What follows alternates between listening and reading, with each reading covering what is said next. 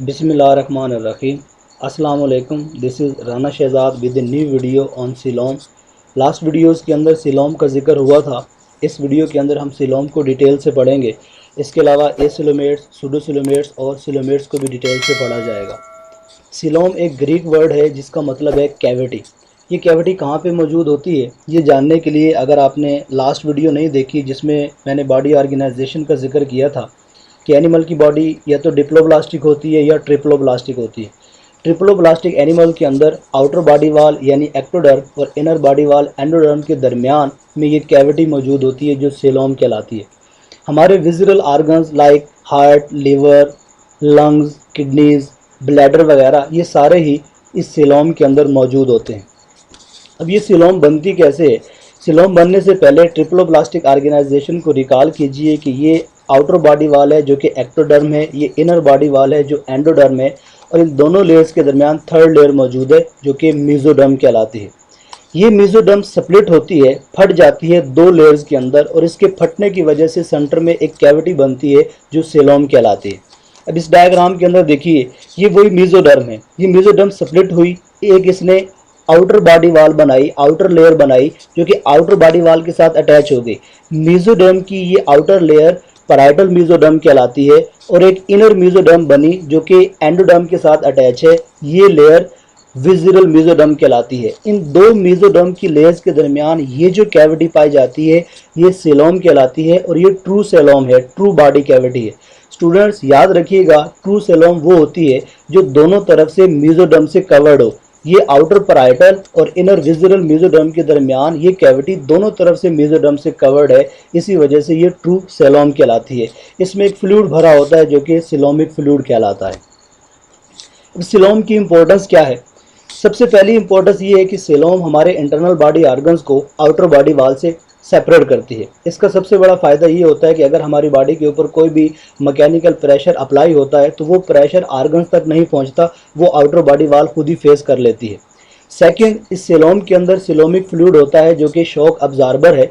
जैसे मैंने बताया कि कोई भी प्रेशर जो बॉडी के ऊपर अप्लाई किया जाएगा वो बॉडी ऑर्गन से पहले आउटर बॉडी वाल और सिलोमिक फ्लूइड उसको बर्दाश्त कर लेंगे, तो हमारे इंटरनल ऑर्गन्स आउटर प्रेशर से बच जाते हैं इसी सिलोम की वजह से। इसके अलावा सिलोम हमारे बॉडी के ऑर्गन की डेवलपमेंट में बहुत ज़्यादा इंपॉर्टेंट रोल प्ले करती है। बॉडी ऑर्गन जैसे कि हार्ट, लिवर, लंग्स, इनको ग्रो करने के लिए एक स्पेस चाहिए होती है। क्योंकि सिलोम एक बॉडी कैविटी है तो ये ऑर्गन को ग्रो करने के लिए स्पेस प्रोवाइड करती है। इसके अलावा हमारी बॉडी में सिलोम फ्लेक्सिबिलिटी भी प्रोवाइड करती है। सिलोम हमारे ब्लड सर्कुलेटरी सिस्टम की हेल्प करती है। ब्लड सर्कुलेटरी सिस्टम हमारी बॉडी में ट्रांसपोर्ट ऑफ गैसेस, न्यूट्रिएंट्स और वेस्ट मटेरियल की ट्रांसपोर्टेशन में हेल्प करता है। बिल्कुल इसी तरह जो सिलोमिक फ्लूइड है वो भी ट्रांसपोर्ट और गैसेस और न्यूट्रिएंट्स की ट्रांसपोर्टेशन में काफ़ी अहम रोल प्ले करता है। इसके अलावा सिलोम के अंदर कुछ सेल्स होते हैं जो कि सिलोमोसाइट्स कहलाते हैं। ये बिल्कुल फैगोसाइट्स की तरह काम करते हैं। कोई भी फॉरेन एजेंट जो हमारी बॉडी के अंदर सिलोम के अंदर एंटर होता है ये सिलोमोसाइट्स उसको इन्गल्फ कर लेते हैं। तो इस तरह जो सिलोम है वो हमारे इम्यून सिस्टम की भी हेल्प करती है।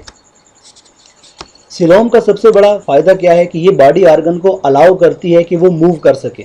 फॉर एग्जांपल, जब हमारा हार्ट कंट्रैक्ट करता है या रिलैक्स करता है तो ये मैकेनिज्म सिर्फ हार्ट में होता है। ऐसा नहीं है कि हार्ट कंट्रैक्ट और रिलैक्स कर रहा है तो ऑर्गेनिज्म की पूरी बॉडी ही उस डायरेक्शन में मूव कर रही है।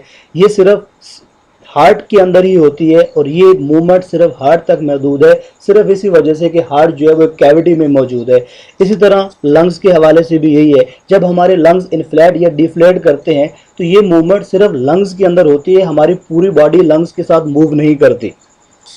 जो एसिलोमेट्स होते हैं, पहली बात है कि एसिलोमेट्स के अंदर ऑर्गन्स मौजूद ही नहीं होते। अगर मौजूद हों, जैसा कि हार्ट और लंग्स अगर मौजूद हैं, जिस डायरेक्शन में हार्ट और लंग्स मूव करेंगे पूरे ऑर्गेनिज्म की बॉडी उसी डायरेक्शन में मूव करती है। एसिलोमेट्स वो एनिमल हैं जिनकी बॉडी में सिलोम नहीं पाई जाती। इनमें होता क्या है, जो आउटर बॉडी वाल है यानी एक्टोडर्म और इनर बॉडी वाल एंडोडर्म, इन दोनों के दरमियान में ये जो स्पेस है इसके अंदर पैरेन्काइमा या मेसेनकाइमा सेल्स भरे हुए होते हैं। यहाँ पे जो सिलोम मेसोडर्म होती है उस मेसोडर्म ने ये जो इंटरनल बॉडी ऑर्गन्स है इनके गिर्द मेसोडर्म मौजूद होती है, यानी मेसोडर्म इंटरनल बॉडी ऑर्गन को कवर करती है। यहाँ पे मेसोडर्म स्प्लिट नहीं होती, इसी वजह से इनके अंदर सिलोम नहीं पाई जाती। जिन ऑर्गेनिज्म में सिलोम नहीं पाई जाती वो एसिलोमेट्स कहलाते हैं और इसकी एग्जांपल है फाइलम प्लेटीहेलमिंथेस, फ्लैट वर्म्स, जिसकी बेस्ट एग्जांपल है planaria.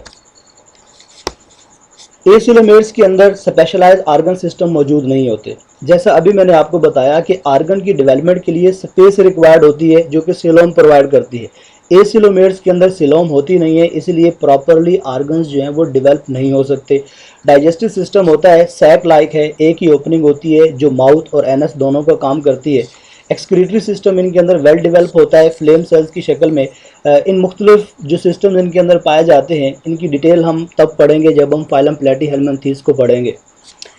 Nervous system well develop मौजूद होता है एसिलोमेट्स के अंदर, ये इनका नर्वस सिस्टम है। सेंट्रल नर्वस सिस्टम की जो इब्तिदा है वो हुई फाइलम प्लेटीहेलमिंथेस से थी। डिसएडवांटेजेस ऑफ एसिलोमेट्स, जैसे मैंने बताया कि सिलोम इंटरनल बॉडी ऑर्गन्स और आउटर बॉडी वाल को सेपरेट करती है।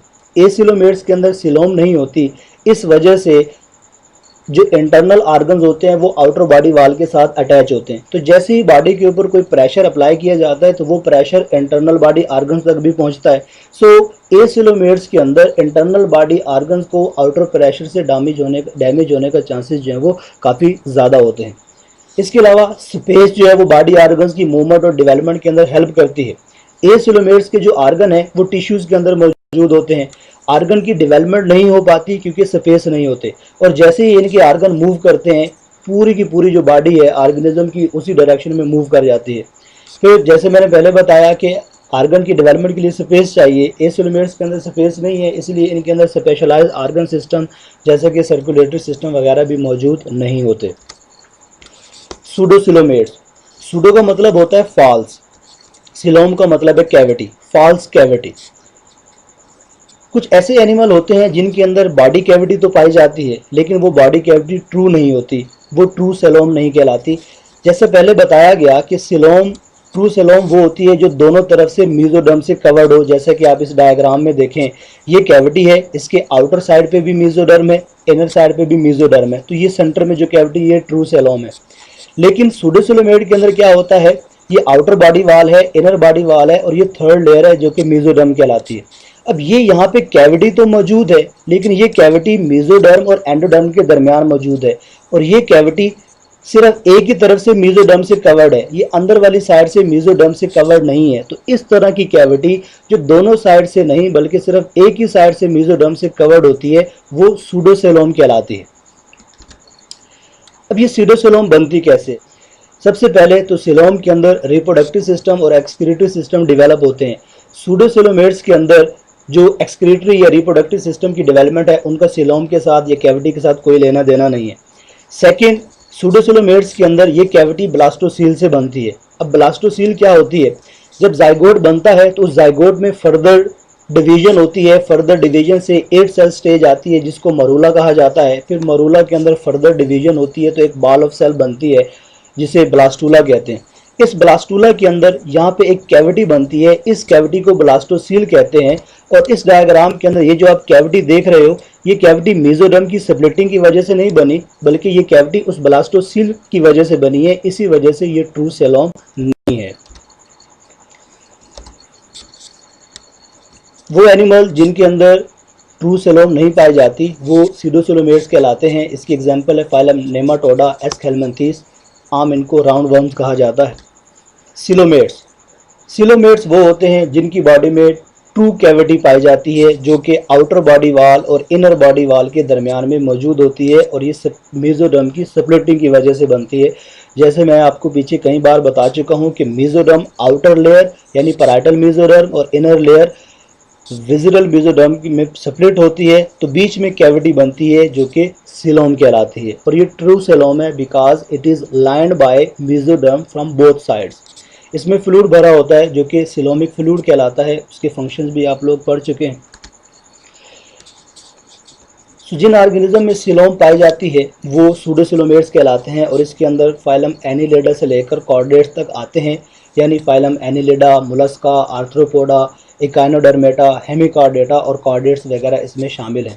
सिलोमेट्स के अंदर स्पेशलाइज्ड ऑर्गन सिस्टम मौजूद होते हैं क्योंकि इनके अंदर कैविटी है और ये कैविटी ऑर्गन की डेवलपमेंट में हेल्प करती है। सिलोमेट्स के अंदर जो गट है यानी एलिमेंट्री कैनाल है वो ज़्यादा कम्प्लेक्स होती है। Neurosensory system, excretory system, respiratory system, circulatory system, सारे सिस्टम वेल डेवलप मौजूद होते हैं। अब सिलोमेट्स की मजीद आगे दो डिवीजन्स हैं। कुछ सिलोमेट्स को प्रोटोस्टोम्स कहते हैं और कुछ सिलोमेट्स को ड्यूटेरोस्टोम्स कहा जाता है। तो इनके बारे में इंशाल्लाह नेक्स्ट वीडियो में डिटेल से बताऊंगा। ये एसिलोमेट है, देखिए ये प्लेन एरिया है। इस प्लेन एरिया का क्रॉस सेक्शन काटें तो आउटर लेयर एक्टोडर्म है और इनर लेयर एंडोडर्म है। दोनों लेयर के दरमियान यहाँ पे मेसेनकाइमल सेल्स या पैरेन्काइमल सेल्स भरे हुए होते हैं, कोई कैविटी मौजूद नहीं होती। तो ये एसिलोमेट है। इसके अलावा ये राउंड वर्म है। राउंड वर्म का जब क्रॉस सेक्शन लिया गया तो आउटर बॉडी वाल और इनर बॉडी वाल, ये आपको कैविटी नज़र आ रही है और ये इस कैविटी के बाहर मेसोडर्म है।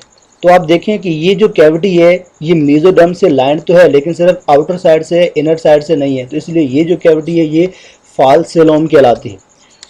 ये अर्थवर्म है।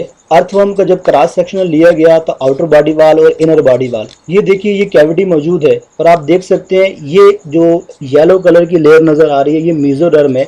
आउटर साइड पे भी मेसोडर्म मौजूद है और इनर साइड पे भी मेसोडर्म मौजूद है। आउटर पैराइटल और इनर विजिरल, दोनों लेयर्स के दरमियान ये जो कैविटी है ये कहलाती है सीलोम और ये ट्रू सीलोम है because it is covered, it is lined by mesoderm from both sides. Thank you. I hope this will make sense.